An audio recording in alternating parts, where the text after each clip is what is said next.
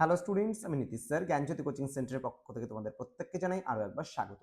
তো স্টুডেন্টস, আজকে আমি তোমাদের সঙ্গে আলোচনা করব সিবিসিএস সিক্স সেমিস্টারে যে সমস্ত ছাত্রছাত্রীরা ব্যাক পেয়েছিলে, এই বছর পরীক্ষা দিচ্ছ সিক্স এবং ফোর্থের স্টুডেন্টরা। তোমরা অনেকেই রিকোয়েস্ট করছিলে যে স্যার আমাদের জিই বেঙ্গলি সাজেশনটা প্রোভাইড করুন। তো তোমাদের জন্য 2026-এর সাজেশন, এটা ভুলবশত 2025 হয়ে গেছে, যাই হোক 26ই করেছি এটা আমি। তো 2026-এর যে সাজেশনটা পরীক্ষায় থাকছে, তো সেই নিয়ে কিন্তু আজকের এই ক্লাসটিতে আমি আলোচনা করব। তোমরা 12 নম্বরের কোন কোন প্রশ্নগুলো পড়বে এই নিয়ে কিন্তু আজকে পার্ট 1 ভিডিওটিতে আমি আলোচনা করব। যারা এখনো আমাদের চ্যানেলটিকে সাবস্ক্রাইব করনি তারা অবশ্যই চ্যানেলটিকে সাবস্ক্রাইব করে পাশে থাকা বেল আইকন অল প্রেস করে দেবে, যাতে নেক্সট টাইম থেকে কোনো ভিডিও আপলোড করলে তার নোটিফিকেশনটা তুমি সবার আগে পেতে পারো। এছাড়া তোমাদের যাদের নোটসপত্র দরকার রয়েছে তারা যোগাযোগ করবে আমাদের অফিসিয়াল নাম্বার 7076398606 নাম্বারে অথবা 6295916282 নাম্বারে। চলো শুরু করা যাক আজকে প্রশ্নমান 12 জন্য যে প্রশ্নগুলো পড়ো। প্রথম প্রশ্ন, দলবৃত্ত ছন্দ কাকে বলে? এই ছন্দের অপর নামগুলি কি কি? উদাহরণ সহ এই ছন্দের বৈশিষ্ট্যগুলি আলোচনা করো। নেক্সট, উপমা অলংকার কাকে বলে? এই অলংকার কত প্রকার ও কি কি? উদাহরণ সহ প্রত্যেক প্রকার অলংকারের পরিচয় দাও। নেক্সট, উপমা ও রূপক অলংকারের সম্পর্ক ও পার্থক্য বিশদভাবে আলোচনা করো।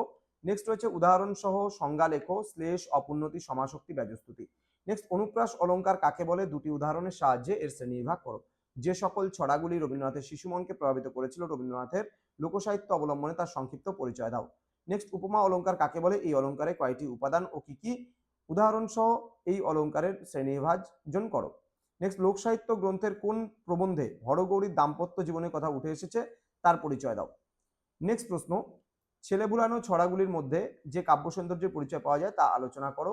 কাব্য সৌন্দর্য বিচারে ছেলে বুলানো ছড়াগুলি অপূর্ব মন্তব্যটি বিচার করো।